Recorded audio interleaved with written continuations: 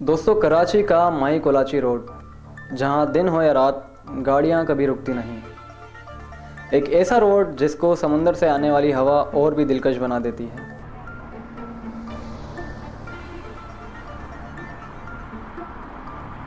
लेकिन किसी को क्या मालूम था कि इस रोड ने अपने अंदर एक ऐसा राज छुपाया हुआ है जिसके बाहर आते ही ना कि सिर्फ शहर के लोग बल्कि पूरा शहर ही खामोश हो जाएगा। जिसके बाहर आते ही ना कि सिर्फ शहर के लोगों का बल्कि इस शहर का भी यकीन टूट जाएगा। A road that never stops until it did.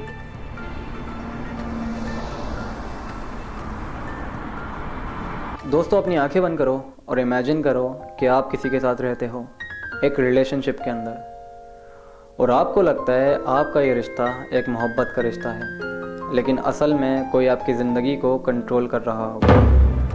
आपके फ़ैसले, आपकी आज़ादी और आपकी सोच, और आपको पता भी ना लगे सब आपसे छीन लिया जाए। इस कहानी का अहम किरदार और एंटागोनिस्ट मसरूर हुसैन, जिसका कहना है कि अनीला ने उसके ऊपर तावीज़ किया हुआ था, जिसका कहना है कि अनीला उसके ऊपर अमल करवाती थी ताकि मसरूर अनीला से दूर ना जाए, ताकि मसरूर अनीला की मोहब्बत में पागल हो जाए, ताकि मसरूर हमेशा अनीला के साथ ही रहे। He claimed he was trapped by black magic. मुख्तलिफ तावीज़ों के ज़रिए, काले इल्म के ज़रिए मुझे अपने करीब होती है। मैंने कई बार कह चुका था कि मुझे आपके साथ नहीं रहना दोस्ती में, लेकिन ये कहती या तो मैं तुम्हें मार दूँगी या तुम मुझे मार दो या मैं अपने आप को मार दूँगी। मसरूर के मुताबिक अनीला को एक ही चीज़ का डर था कि मसरूर उससे दूर ना चला जाए, लेकिन डे बाय डे मसरूर इस चीज़ के अंदर फंसता चला गया और उसकी मेंटल हेल्थ ख़राब होती गई। उसकी फ़ोन कॉल्स, उसके वादे, उसकी सारी बातें, उसकी मुलाकातें अनीला के कब्ज़े में आ चुकी थी। और यही नहीं, इस कहानी के अंदर एक पार्ट ऐसा भी है जो आपको ध्यान से सुनना होगा। मसरूर अनीला का हस्बैंड था। Let me correct my self, Masroor Anila का एक ऐसा शोहर था जो कि सिर्फ दिखावे का शोहर था। और ये दिखावा किसके सामने? ये दिखावा अनीला के मकान मालिक के सामने, ये दिखावा अनीला के इलाका मकीन के सामने। लेकिन असल में ऐसा नहीं था। मसरूर और अनीला के बीच की मोहब्बत सिर्फ 2 से 3 साल पुरानी थी। आपने क्या से निकाह किया हुआ था या वैसे आपका नाम था, आप निकाह में थे? निकाह नहीं किया था। इन्होंने ये हमारे इलाके से घर छोड़ के जा चुकी थी, तो वाइफ इनकी डिवोर्स वगैरह भी हो चुकी थी। उन्होंने मुझसे रिक्वेस्ट की कि आप फॉर्मेलिटी के लिए अपना जो है ना NIC दे दें ताकि मैं अब घर ले लूँ। तो मैंने उनको NIC दे दिया, तो उसके बाद से मेरी इनकी ज़्यादा मतलब वो शुरू हुई। तो फिर उन्होंने जहाँ रहने गई वहाँ पे लोग उसमें लगे कि भाई आपका हस्बैंड नज़र नहीं आता है। उन्होंने कभी डमी हस्बैंड के तौर पर मुझे शो करा दिया कि भाई ये मेरा हस्बैंड है और आप चक्कर लगाया करें। तो मैं इस तरह से चक्कर लगाता था, उसके बाद बैठा था उठा था। मसरूर जो हमारी इस कहानी का एंटागोनिस्ट है, उसका ये कहना है कि उसको बहुत जल्दी ये महसूस हो गया कि वो अब वो नहीं रहा। उसका गुस्सा, उसका कंट्रोल और उसकी सोच सब कुछ उसके हाथ से निकल कर अनीला के हाथों में जा चुकी थी। वॉज इट साइकोलॉजिकल और समथिंग एल्स? और यहीं से हमारी इस कहानी ने एक खौफनाक मोड़ लिया।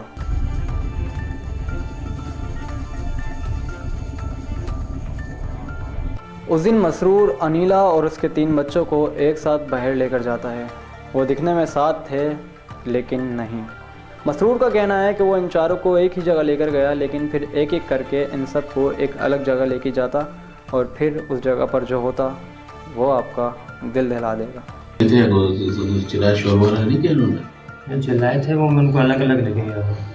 अलग अलग लेके यहाँ कट्ठे नहीं लेकर गए साथ? नहीं, यहाँ से तो इकट्ठे ले गया था। हाँ, वहाँ पे वो एक जगह पे बनी हुई थी, पत्थर उधर पड़े हुए थे। हाँ। वहाँ पे उनको बैठाया था, फिर एक को लेके गया। तो पहले उनको तो अलग ले गया बच्चों को। मतलब कि आपने उनको बड़ा एतमाद में रखा? This was not sudden, it was deliberate. 2 जनवरी जुम्मे का दिन माई कोलाची रोड के एक मैन हॉल से 4 लाशें बरामद होती हैं। पुलिस और अहदी एम्बुलेंस एक साथ जाए वक़ूअ पर पहुंचती हैं। उन लाशों को निकाला जाता है और लाशों को निकालने के बाद सिविल हॉस्पिटल पोस्टमार्टम के लिए भेजा जाता है। और जब पोस्टमार्टम होता है तो पता लगता है कि ये 4 अनीला और उसके 3 बच्चे थे। पोस्टमार्टम के अंदर पता लगता है कि अनीला के सर पे और उसके जिस्म पर बार बार हिट किया गया। उसके बाद अनीला का बेटा, जिसके जिस्म पर ऐसे निशानात थे जिससे ये भी पता लगा कि अनीला के उस बेटे ने ख़ुद को डिफेंड करने की कोशिश की। अनीला के उस बेटे के बाद बारी थी अनीला की बेटी की, जिसके ऊपर मसरूर ने बिल्कुल भी रहम नहीं खाया। उस नौजवान लड़की के साथ भी वही किया जो अनीला के साथ किया। उसके बाद बारी आती है सबसे छोटे बच्चे की। पोस्टमार्टम के मुताबिक उस बच्चे का गला काट दिया गया। The violence escalated, there was no mercy. हमारी कहानी के और हमारे इस केस के एंटागनिस्ट मसरूर हुसैन को शहर कराची के इलाके लियारी से गिरफ़्तार कर लिया गया और गिरफ़्तार होने के बाद इंट्रोगेशन में मसरूर ने स्टार्ट के अंदर ही इन चारों कत्ल की ज़िम्मेदारी ले ली और उसने बताया कि उसने ये कत्ल क्यों किया, कैसे किया, और उसके कहने के मुताबिक अनीला ने उसके ऊपर अमल करवाया हुआ था। उसके कहने के मुताबिक वो एक जाल के अंदर फंसा हुआ था, एक ऐसे जाल में जिसका नाम था मोहब्बत। दोस्तों, अनीला और उसकी छोटी सी फैमिली तो चली गई, लेकिन सवालात अब भी ज़िंदा हैं। और हमारी इस कहानी का सबसे ख़तरनाक सवाल ये है कि अगर मोहब्बत दुश्मन बनकर आए तो उसको पहचाने कैसे। Because sometimes evil does not attack, it convinces. दोस्तों, आज की इस कहानी से हमें ये सीखने को मिलता है कि किसी पर अंधा भरोसा नहीं करना चाहिए, फिर चाहे वो रिश्ता मोहब्बत का ही क्यों ना हो। दोस्तों, प्रोफेशनल और पर्सनल लाइफ के अंदर भी हर फैसला इमोशन की वजह से नहीं लेना चाहिए। हर फैसले को फैक्ट्स और ऑब्जर्वेशन के ज़रिए लेना चाहिए। दोस्तों, मैं था Salman Jilani 3P news network के साथ। फिर मुलाकात होगी इसी तरह की एक नई इन्वेस्टिगेशन के साथ। अस्सलाम वालेकुम।